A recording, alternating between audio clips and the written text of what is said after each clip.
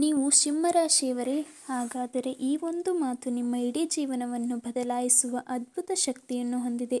ಹುಟ್ಟಿನಿಂದಲೇ ರಾಜಗಂಭೀರ್ಯ, ಯಾರಿಗೂ ತಲೆಬಾಗದ ನಾಯಕತ್ವದ ಗುಣ ಹೊಂದಿರುವ ನೀವು ಜೀವನದಲ್ಲಿ ಎಷ್ಟೇ ಕಷ್ಟಪಟ್ಟರೂ ಅಂದುಕೊಂಡ ಯಶಸ್ಸು ಮತ್ತು ನೆಮ್ಮದಿ ಸಿಗುತ್ತಿಲ್ಲವೇ? ಬೇರೆಯವರಿಗಾಗಿ ನೀವು ಪ್ರಾಣವನ್ನೇ ಕೊಟ್ಟರೂ, ಅವರಿಗೆ ಎಷ್ಟೇ ಸಹಾಯ ಮಾಡಿದರೂ ಕೊನೆಗೆ ನಿಮಗೆ ಸಿಗುತ್ತಿರುವುದು ಕೇವಲ ಅಪವಾದ, ನಿಂದನೆ ಮತ್ತು ನಂಬಿಕೆಯ ದ್ರೋಹ ಮಾತ್ರವೇ. ಕೈಗೆ ಬಂದ ತುತ್ತು ಬಾಯಿಗೆ ಬರಲಿಲ್ಲ ಎಂಬಂತೆ ಹಣ, ಅಧಿಕಾರ, ನೆಮ್ಮದಿ ಎಲ್ಲವೂ ಒಲಿದು ಬಂದಂತೆಯೇ ಬಂದು ಕೊನೆಯ ಕ್ಷಣದಲ್ಲಿ ಕೈಗೆ ಜಾರಿ ಹೋಗುತ್ತಿದೆ. ಹಾಗಾದರೆ ನೀವು ಎಲ್ಲೋ ಒಂದು ಕಡೆ ಎಡವುತ್ತಿದ್ದೀರಿ ಎಂದು ಅರ್ಥ.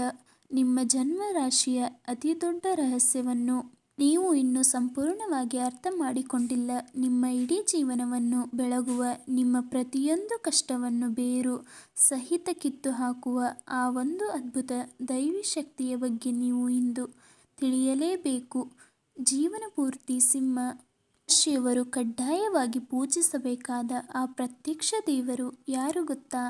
ಈ ರಹಸ್ಯವನ್ನು ಒಮ್ಮೆ ತಿಳಿದುಕೊಂಡು ಪೂಜೆ ಶುರು ಮಾಡಿದರೆ ನಿಮ್ಮನ್ನು ಸೋಲಿಸಲು ಈ ಜಗತ್ತಿನಲ್ಲಿ ಯಾರಿಂದಲೂ, ಯಾವ ದುಷ್ಟಶಕ್ತಿಯಿಂದಲೂ ಸಾಧ್ಯವಿಲ್ಲ.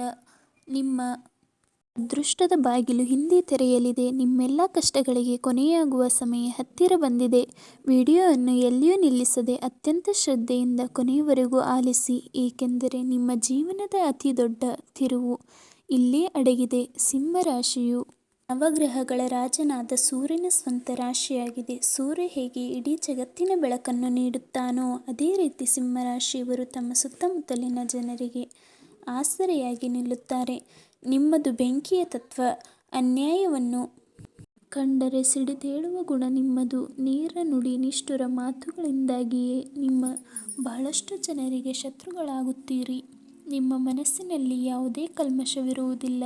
ಆದರೆ ನಿಮ್ಮ ಕಪಟವಿಲ್ಲದ ನೇರವಾದ ಮಾತುಗಳು ಬೇರೆಯವರಿಗೆ ಅಹಂಕಾರದಂತೆ ಕಾಣುತ್ತದೆ. ನೀವು ಯಾರನ್ನಾದರೂ ನಂಬಿದರೆ ಅವರಿಗಾಗಿ ಸರ್ವಸ್ವವನ್ನು ತ್ಯಾಗ ಮಾಡಲು ಸಿದ್ಧರಾಗಿರುತ್ತೀರಿ. ಆದರೆ ವಿಪರ್ಯಾಸವೆಂದರೆ, ನೀವು ಯಾರನ್ನು ಅತಿ ಹೆಚ್ಚು ನಂಬುತ್ತೀರೋ ಅವರಿಂದಲೇ ನಿಮಗೆ ಅತಿದೊಡ್ಡ ಪೆಟ್ಟು ಬೀಳುತ್ತದೆ.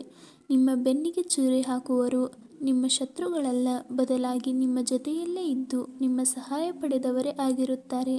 ಇಂತಹ ಕಷ್ಟದ ಪರಿಸ್ಥಿತಿಗಳಲ್ಲಿ ಮನಸ್ಸಿಗೆ ತೀವ್ರವಾದ ಘಾಸಿಯಾದಾಗ ನಿಮ್ಮ ನೆರವಿಗೆ ಬರುವ, ನಿಮಗೆ ರಕ್ಷಾಕವಚವಾಗಿ ನಿಲ್ಲುವ ಏಕೈಕ ದೈವಿ ಶಕ್ತಿ ಎಂದರೆ ಅದು ನಿಮ್ಮ ರಾಶಾಧಿಪತಿಯಾದ ಸೂರ್ಯನಾರಾಯಣ ಮತ್ತು ಲಯಕಾರಕನಾದ ಪರಮಶಿವ. ಹೌದು, ಸಿಂಹರಾಶಿಯವರು ನಿಮ್ಮ ಜೀವನದ ಪೂರ್ತಿ ಶ್ರದ್ಧಾಭಕ್ತಿಗಳಿಂದ ಪೂಜಿಸಬೇಕಾದ ದೇವರು, ಪ್ರತ್ಯಕ್ಷ ದೈವ ಸೂರ್ಯ ಭಗವಾನ್ ಹಾಗೂ ಮಹಾದೇವ. ಈ ಎರಡೂ ಶಕ್ತಿಗಳ ಆರಾಧನೆಗೆ ನಿಮ್ಮ ಜೀವನದಲ್ಲಿ ಪವಾಡಗಳನ್ನೇ ಸೃಷ್ಟಿಸುತ್ತದೆ. ಸೂರ್ಯ ಭಗವಂತನ ಆರಾಧನೆಗೆ ಸಿಂಹರಾಶಿಯವರಿಗೆ ಕೇವಲ ಪೂಜೆಯಲ್ಲ, ಅದು ಉಸಿರಾಗಿರಬೇಕು. ಪ್ರತಿದಿನ ಮುಂಜಾನೆ ಸೂರ್ಯೋದಯಕ್ಕೂ ಮುನ್ನ ಹೇಳುವ ಅಭ್ಯಾಸವನ್ನು ನೀವು ಬೆಳೆಸಿಕೊಳ್ಳಬೇಕು. ಸ್ನಾನ ಮುಗಿಸಿ ಶುದ್ಧವಾದ ಬಟ್ಟೆಯನ್ನು ಧರಿಸಿ, ತಾಮ್ರದ ತುಂಬಿನಲ್ಲಿ ಶುದ್ಧವಾದ ನೀರು, ಸ್ವಲ್ಪ ಕುಂಕುಮ ಮತ್ತು ಕೆಂಪು ಹೂವನ್ನು ಹಾಕಿ ಉದಯಿಸುತ್ತಿರುವ ಸೂರ್ಯನಿಗೆ ಅರ್ಘ್ಯವನ್ನು ಸಮರ್ಪಿಸಬೇಕು. ಈ ಪ್ರಕ್ರಿಯೆಯು ಕೇವಲ ಒಂದು ಆಚರಣೆಯಲ್ಲ, ಇದು ನಿಮ್ಮ ದೇಹದ ಮತ್ತು ಮನಸ್ಸಿನ ಪ್ರತಿಯೊಂದು ನರನಾಡಿಗೂ ಅಗಾಧವಾದ ಶಕ್ತಿಯನ್ನು ತುಂಬುವ ವೈಜ್ಞಾನಿಕ ಹಾಗೂ ಆಧ್ಯಾತ್ಮಿಕ ಪ್ರಕ್ರಿಯೆ. ಸೂರ್ಯನಿಗೆ ನೀರನ್ನು ಅರ್ಪಿಸುವಾಗ ಓಂ ಸೂರ್ಯಾಯ ನಮಃ, ಓಂ ಆದಿತ್ಯಾಯ ನಮಃ, ಓಂ ಭಾಸ್ಕರಾಯ ನಮಃ ಎಂಬ ಮಂತ್ರಗಳನ್ನು ಪಠಿಸಬೇಕು. ತಾಮ್ರದ ಪಾತ್ರೆಯಿಂದ ಬೀಳುವ ನೀರಿನ ಧಾರೆಯ ಮೂಲಕ ಸೂರ್ಯನ ಕಿರಣಗಳನ್ನು ನೋಡುವುದರಿಂದ ನಿಮ್ಮ ಕಣ್ಣಿನ ದೃಷ್ಟಿ ಚುರುಕಾಗುತ್ತದೆ, ಬುದ್ಧಿಮತ್ತೆ ಹೆಚ್ಚುತ್ತದೆ ಮತ್ತು ನಿಮ್ಮ ಮುಖದಲ್ಲಿ ಒಂದು ರೀತಿಯ ದೈವಿಕ ತೇಜಸ್ಸು ಮೂಡುತ್ತದೆ. ಸಿಂಹರಾಶಿಯವರಲ್ಲಿ ಸಾಮಾನ್ಯವಾಗಿ ಕಂಡುಬರುವ ಅತಿಯಾದ ಕೋಪ, ಮಾನಸಿಕ ಒತ್ತಡ ಹಾಗೂ ರಕ್ತದೊತ್ತಡದಂತಹ ಸಮಸ್ಯೆಗಳಿಗೆ ಸೂರ್ಯ ನಮಸ್ಕಾರ ಮತ್ತು ಅರ್ಘ್ಯಪ್ರದಾನವನ್ನು ರಾಮಬಾಣವಾಗಿ ಕೆಲಸ ಮಾಡುತ್ತದೆ. ಇದರ ಜೊತೆಗೆ ನೀವು ಕಡ್ಡಾಯವಾಗಿ ಮಾಡಬೇಕಾದ ಇನ್ನೊಂದು ಕೆಲಸವೆಂದರೆ ಆದಿತ್ಯ ಹೃದಯ ಸ್ತೋತ್ರದ ಪಠಣ. ಶ್ರೀರಾಮಚಂದ್ರನು ರಾವಣನನ್ನು ಸಂಹಾರ ಮಾಡಲು ಹೊರಟಾಗ ಆತನ ಮನಸ್ಸಿನಲ್ಲಿ ಒಂದು ಕ್ಷಣ ಆಯಾಸ ಮತ್ತು ಗೊಂದಲ ಮೂಡಿತು. ಆಗ ಅಗಸ್ತ್ಯ ಮುನಿಗಳು ಶ್ರೀರಾಮನಿಗೆ ಉಪದೇಶಿಸಿದ ಮಹಾಮಂತ್ರವೇ ಆ ಆದಿತ್ಯ ಹೃದಯ ಸ್ತೋತ್ರ. ಇಂತಹ ಶಕ್ತಿಶಾಲಿ ಸ್ತೋತ್ರವನ್ನು ಸಿಂಹರಾಶಿಯವರು ಪ್ರತಿದಿನ, ವಿಶೇಷವಾಗಿ ಭಾನುವಾರದ ದಿನ ತಪ್ಪದೇ ಪಠಿಸಬೇಕು. ಇದನ್ನು ಹೇಳುವುದರಿಂದ ನಿಮ್ಮೊಳಗಿನ ಭಯ, ಆತಂಕ ಮತ್ತು ನಕಾರಾತ್ಮಕ ಶಕ್ತಿಗಳು ಸುಟ್ಟು ಭಸ್ಮವಾಗುತ್ತವೆ. ನಿಮಗೆ ಎದುರಾಗುವ ಎಷ್ಟೇ ದೊಡ್ಡ ಶತ್ರುವಾದರೂ ಸರಿ, ನಿಮ್ಮ ದಾರಿಯಲ್ಲಿ ಬರುವ ಎಷ್ಟೇ ದೊಡ್ಡ ಅಡೆತಡೆಯಾದರೂ ಸರಿ, ಆದಿತ್ಯ ಹೃದಯ ಸ್ತೋತ್ರದ ಪ್ರಭಾವದಿಂದ ಇವೆಲ್ಲವೂ ಧೂಳಿಪಟವಾಗುತ್ತವೆ. ಉದ್ಯೋಗದಲ್ಲಿ ಬಡ್ತಿಯಾಗಿ ಕಾಯುತ್ತಿರುವವರಿಗೆ, ವ್ಯಾಪಾರದಲ್ಲಿ ನಷ್ಟ ಅನುಭವಿಸುತ್ತಿರುವವರಿಗೆ, ಸಮಾಜದಲ್ಲಿ ಗೌರವ ಮತ್ತು ಪ್ರತಿಷ್ಠೆಯನ್ನು ಗಳಿಸಲು ಹಂಬಲಿಸುತ್ತಿರುವ ಸಿಂಹರಾಶಿಯವರಿಗೆ ಸೂರ್ಯನಾರಾಯಣ ಕೃಪೆ ಅತ್ಯಂತ ಅನಿವಾರ್ಯ. ಸೂರ್ಯನು ಸರ್ಕಾರ, ಆಡಳಿತ ಮತ್ತು ಉನ್ನತ ಸ್ಥಾನಗಳ ಕಾರಕ. ಹಾಗಾಗಿ ಸೂರ್ಯನ ಆರಾಧನೆಯಿಂದ ನೀವು ನಿಮ್ಮ ವೃತ್ತಿ ಜೀವನದಲ್ಲಿ ಉನ್ನತ ಶಿಖರವನ್ನು ತಲುಪಬಹುದು. ಸೂರ್ಯನ ಜೊತೆಗೆ ಸಿಂಹರಾಶಿಯವರು ಪೂಜಿಸಬೇಕಾದ ಮತ್ತೊಂದು ಪರಮಶಕ್ತಿ ಎಂದರೆ ಲಯಕಾರಕ ಶಿವ. ಜ್ಯೋತಿಷ್ಯ ಶಾಸ್ತ್ರದ ಪ್ರಕಾರ ಸೂರ್ಯನನ್ನು ಶಿವನ ಪ್ರತಿರೂಪವೆಂದೇ ಪರಿಗಣಿಸಲಾಗುತ್ತದೆ. ಶಿವನ ಅಷ್ಟಮೂರ್ತಿಗಳಲ್ಲಿ ಸೂರ್ಯನು ಕೂಡ ಒಬ್ಬ. ಸಿಂಹರಾಶಿಯವರು ಮೂಲಭೂತವಾಗಿ ಶಿವನ ಆರಾಧಕರಾಗಿರುತ್ತಾರೆ. ನಿಮ್ಮ ಮನಸ್ಸಿಗೆ ಶಾಂತಿ ಮತ್ತು ಸ್ಥಿರತೆ ಸಿಗುವುದು ಶಿವನ ಧ್ಯಾನದಿಂದ ಮಾತ್ರ. ಪ್ರತಿ ಸೋಮವಾರದಂದು ಶಿವನ ದೇವಾಲಯಕ್ಕೆ ಭೇಟಿ ನೀಡಿ ಶಿವಲಿಂಗಕ್ಕೆ ಜಲಾಭಿಷೇಕ ಅಥವಾ ಹಾಲಿನ ಅಭಿಷೇಕವನ್ನು ಮಾಡುವುದರಿಂದ ನಿಮ್ಮ ಜೀವನದ ಕಠಿಣ ಸಮಸ್ಯೆಗಳು ಕರಗಿ ಹೋಗುತ್ತವೆ. ನಿಮ್ಮ ರಾಶಿಗೆ ಅಧಿಪತಿಯಾದ ಸೂರ್ಯನು ಬೆಂಕಿಯ ಸಂಕೇತವಾದರೆ, ಶಿವನ ತಲೆಯ ಮೇಲಿರುವ ಗಂಗೆಯು ತಂಪಿನ ಸಂಕೇತ. ಸಿಂಹರಾಶಿಯವರ ಅತಿಯಾದ ಉಷ್ಣ ಪ್ರಕೃತಿಯನ್ನು, ಕೋಪವನ್ನು ಮತ್ತು ಆವೇಶವನ್ನು ನಿಯಂತ್ರಣದಲ್ಲಿಟ್ಟು ಸರಿಯಾದ ನಿರ್ಧಾರಗಳನ್ನು ತೆಗೆದುಕೊಳ್ಳುವ ಬುದ್ಧಿಯನ್ನು ಕರುಣಿಸುವುದು ಪರಮಶಿವ. ಪಂಚಾಕ್ಷರಿ ಮಂತ್ರವಾದ ಓಂ ನಮಃ ಶಿವಾಯ ಮಂತ್ರವನ್ನು ಪ್ರತಿದಿನ ಕನಿಷ್ಠ 108 ಬಾರಿ ಜಪಿಸುವುದನ್ನು ರೂಢಿಸಿಕೊಳ್ಳಿ. ಇದರಿಂದ ನಿಮ್ಮ ಮಾನಸಿಕ ಶಕ್ತಿ 100 ಪಟ್ಟು ಹೆಚ್ಚಾಗುತ್ತದೆ. ಸಿಂಹರಾಶಿಯವರ ಜೀವನದಲ್ಲಿ ಭಾನುವಾರವು ಅತ್ಯಂತ ಪವಿತ್ರವಾದ ಮತ್ತು ಶಕ್ತಿಶಾಲಿಯಾದ ದಿನ. ಈ ದಿನದಂದು ನೀವು ಸಾತ್ವಿಕ ಆಹಾರವನ್ನು ಸೇವಿಸಬೇಕು. ಮಾಂಸಾಹಾರ, ಮದ್ಯಪಾನ ಮುಂತಾದ ತಾಮಸಿಕ ವಸ್ತುಗಳಿಂದ ದೂರವಿರುವುದು ಬಹಳ ಒಳ್ಳೆಯದು. ಭಾನುವಾರದಂದು ಸೂರ್ಯನಿಗೆ ಪ್ರಿಯವಾದ ಕೆಂಪು ಅಥವಾ ಕಿತ್ತಳೆ ಬಣ್ಣದ ವಸ್ತ್ರಗಳನ್ನು ಧರಿಸುವುದು ನಿಮಗೆ ಶುಭವನ್ನು ತರುತ್ತದೆ. ಹಾಗೆಯೇ ನಿಮ್ಮ ತಂದೆ ಅಥವಾ ತಂದೆಯ ಸಮನಾದ ಹಿರಿಯರನ್ನು ಗೌರವಿಸುವುದು ಸೂರ್ಯನ ಪೂಜೆಗೆ ಸಮಾನ. ಸೂರ್ಯನು ಪಿತೃಕಾರಕ. ಯಾರ ಜಾತಕದಲ್ಲಿ ಸೂರ್ಯ ಬಲವಾಗಿರುತ್ತಾನೋ ಅವರು ತಮ್ಮ ತಂದೆಯೊಡನೆ ಉತ್ತಮ ಬಾಂಧವ್ಯವನ್ನು ಹೊಂದಿರುತ್ತಾರೆ. ಒಂದು ವೇಳೆ ನೀವು ನಿಮ್ಮ ತಂದೆಯನ್ನು ನಿರ್ಲಕ್ಷಿಸಿದರೆ ಅಥವಾ ಅವರನ್ನು ಅವಮಾನಿಸಿದರೆ, ನೀವು ಎಷ್ಟೇ ಸೂರ್ಯನ ಪೂಜೆ ಮಾಡಿದರೂ ಅದರ ಫಲ ನಿಮಗೆ ಸಿಗುವುದಿಲ್ಲ ಎಂಬುದನ್ನು ನೆನಪಿನಲ್ಲಿ ಇಡಿ. ಹಿರಿಯರ ಆಶೀರ್ವಾದವೇ ನಿಮಗೆ ಶ್ರೀರಕ್ಷೆ.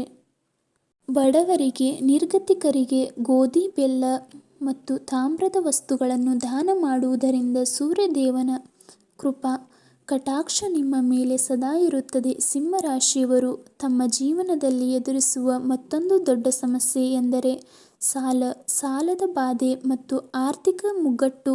ನಿಮ್ಮ ಜೀವನದ ಶೈಲಿಯು ಬಹಳ ಅದ್ಧೂರಿಯಾಗಿರುತ್ತದೆ. ಬೇರೆಯವರ ಎದುರು ಕೀಳಾಗಿ ಕಾಣಬಾರದು ಎಂಬ ಕಾರಣಕ್ಕೆ ನಿಮ್ಮಲ್ಲಿ ಇಲ್ಲದಿದ್ದರೂ ಸಾಲ ಮಾಡಿಯಾದರೂ ಸರಿ ರಾಜನಂತೆ ಬದುಕಲು ನೀವು ಇಷ್ಟಪಡುತ್ತೀರಿ. ಈ ನಿಮ್ಮ ಗುಣವೇ ನಿಮ್ಮನ್ನು ಆರ್ಥಿಕ ಸಂಕಷ್ಟಕ್ಕೆ ಸಿಲುಕಿಸುತ್ತದೆ. ಈ ಸಮಸ್ಯೆಯಿಂದ ಹೊರಬರಲು ಸೂರ್ಯೋಪಾಸನೆ ಅಗತ್ಯ. ಸೂರ್ಯನು ಆತ್ಮದ ಕಾರಕ. ಆತನು ನಿಮ್ಮ ಒಳಮನಸ್ಸನ್ನು ಜಾಗೃತಗೊಳಿಸುತ್ತಾನೆ.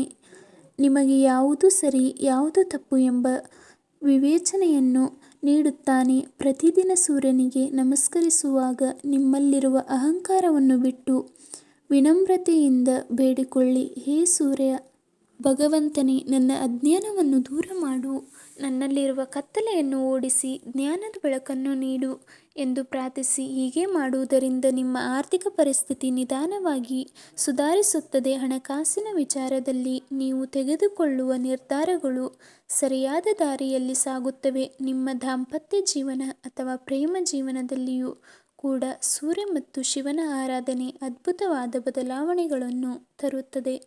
ಸಿಂಹರಾಶಿಯವರು ತಮ್ಮ ಸಂಗಾತಿಯಿಂದ ಅತಿಯಾದ ಪ್ರೀತಿ, ಗೌರವ ಮತ್ತು ನಿಷ್ಠೆಯನ್ನು ನಿರೀಕ್ಷಿಸುತ್ತಾರೆ. ಆದರೆ ನಿಮ್ಮ ಅಧಿಕಾರ ಚಲಾಯಿಸುವ ಸ್ವಭಾವವು ಕೆಲವೊಮ್ಮೆ ಸಂಬಂಧಗಳಲ್ಲಿ ಬಿರುಕು ಮೂಡಲು ಕಾರಣವಾಗಬಹುದು. ಶಿವ ಮತ್ತು ಪಾರ್ವತಿಯರ ಆರಾಧನೆಯಿಂದ ನಿಮ್ಮ ದಾಂಪತ್ಯದಲ್ಲಿ ಸಾಮರಸ್ಯ ಉಂಟಾಗುತ್ತದೆ. ಪತಿ ಪತ್ನಿಯರ ನಡುವಿನ ಭಿನ್ನಾಭಿಪ್ರಾಯಗಳು ದೂರವಾಗಿ ಅನ್ಯೋನ್ಯತೆ ಹೆಚ್ಚುತ್ತದೆ. ನಿಮ್ಮ ಕೋಪದ ಕೈಗೆ ಬುದ್ಧಿ ಕೊಡದೆ ತಾಳ್ಮೆಯಿಂದ ಪರಿಸ್ಥಿತಿಯನ್ನು ನಿಭಾಯಿಸುವ ಶಕ್ತಿಯನ್ನು ಮಹಾದೇವನು ನಿಮಗೆ ಕರುಣಿಸುತ್ತಾನೆ. ಜೀವನದಲ್ಲಿ ಎಷ್ಟೇ ಕಷ್ಟಗಳು ಬಂದರೂ, ಏಳುವರೆ ಶನಿ, ಅಷ್ಟಮ ಶನಿ ಅಥವಾ ಯಾವುದೇ ಗ್ರಹ ದೋಷಗಳು ನಿಮ್ಮನ್ನು ಬಾಧಿಸುತ್ತಿದ್ದರೂ, ನಿತ್ಯ ಸೂರ್ಯನ ಉಪಾಸನೆ ಮತ್ತು ಶಿವನ ಆರಾಧನೆಗೆ ಮಾಡುವ ಸಿಂಹರಾಶಿಯವರನ್ನು ಯಾವ ಗ್ರಹಗಳು, ಯಾವ ದೋಷಗಳು ಏನೂ ಮಾಡಲು ಸಾಧ್ಯವಿಲ್ಲ. ಸೂರ್ಯ ಮತ್ತು ಶಿವನ ರಕ್ಷಣಾ ಕವಚವು ನಿಮ್ಮನ್ನು ಸದಾ ಕಾಪಾಡುತ್ತವೆ. ಇನ್ನೊಂದು ಮುಖ್ಯವಾದ ವಿಚಾರವನ್ನು ನೀವು ಗಮನದಲ್ಲಿಟ್ಟುಕೊಳ್ಳಬೇಕು. ಸಿಂಹರಾಶಿಯವರ ಶಕ್ತಿ ಇರುವುದು ಅವರ ಆತ್ಮವಿಶ್ವಾಸದಲ್ಲಿ. ಆ ಆತ್ಮವಿಶ್ವಾಸವನ್ನು ಕುಗ್ಗಿಸುವ ಯಾವುದೇ ವ್ಯಕ್ತಿಗಳು ಅಥವಾ ಪರಿಸ್ಥಿತಿಗಳಿಂದ ದೂರವಿರಿ. ಸೂರ್ಯನು ಎಂದಿಗೂ ಹಿಂದೇಟು ಹಾಕುವುದಿಲ್ಲ, ಆತ ಸದಾ ಮುಂದಕ್ಕೆ ಚಲಿಸುತ್ತಲೇ ಇರುತ್ತಾನೆ. ನೀವು ಕೂಡ ನಿಮ್ಮ ಜೀವನದಲ್ಲಿ ಎದುರಾಗುವ ಸೋಲುಗಳಿಗೆ ಹೆದರಿ ಕುಳಿತುಕೊಳ್ಳಬೇಡಿ.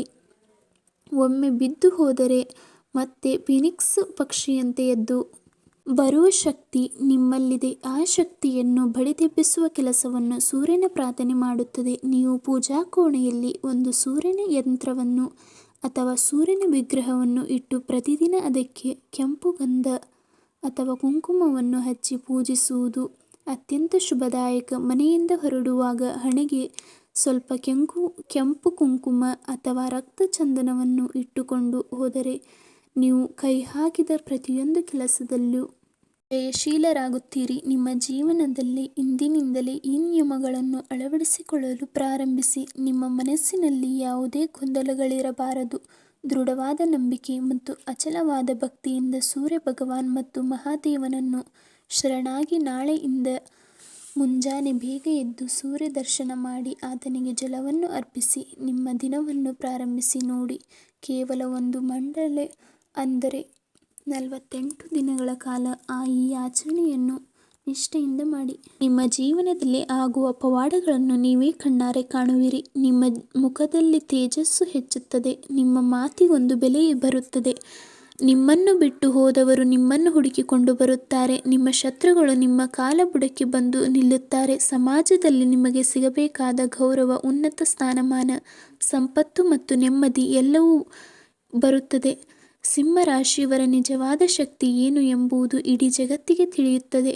ನಂಬಿಕೆಯಿಂದ ಹೆಜ್ಜೆ ಇಡಿ. ಈ ಪರಮಾತ್ಮನ ಕೃಪೆ ನಿಮ್ಮ ಮೇಲೆ ಸದಾ ಇರುತ್ತದೆ. ನಿಮ್ಮ ಭವಿಷ್ಯವು ಉಜ್ವಲವಾಗಲಿ. ಸೂರ್ಯನಾರಾಯಣ ಮತ್ತು ಪರಮಶಿವನ ಆಶೀರ್ವಾದ ನಿಮಗೆ ಮತ್ತು ನಿಮ್ಮ ಕುಟುಂಬಕ್ಕೆ ಸಂಪೂರ್ಣವಾಗಿ ದೊರೆಯಲಿ. ಕಮೆಂಟ್ ಬಾಕ್ಸ್ನಲ್ಲಿ ಓಂ ಸೂರ್ಯಾಯ ನಮಃ ಅಥವಾ ಓಂ ನಮಃ ಶಿವಾಯ ಎಂದು ಬರೆಯುವ ಮೂಲಕ ನಿಮ್ಮ ಭಕ್ತಿಯನ್ನು ಸಮರ್ಪಿಸಿ ಮತ್ತು ಈ ಮಾಹಿತಿಯನ್ನು ನಿಮ್ಮ ಎಲ್ಲ ಸ್ನೇಹಿತರಿಗೂ ಮತ್ತು ಕುಟುಂಬದವರೊಂದಿಗೂ ಹಂಚಿಕೊಳ್ಳಿ. ಈ ವಿಡಿಯೋ ನಿಮಗೆ ಇಷ್ಟ ಆದರೆ ಲೈಕ್ ಮತ್ತು ಸಬ್ಸ್ಕ್ರೈಬ್ ಮಾಡಿಕೊಳ್ಳಿ. ಮುಂದಿನ ವಿಡಿಯೋದಲ್ಲಿ ಭೇಟಿಯಾಗೋಣ.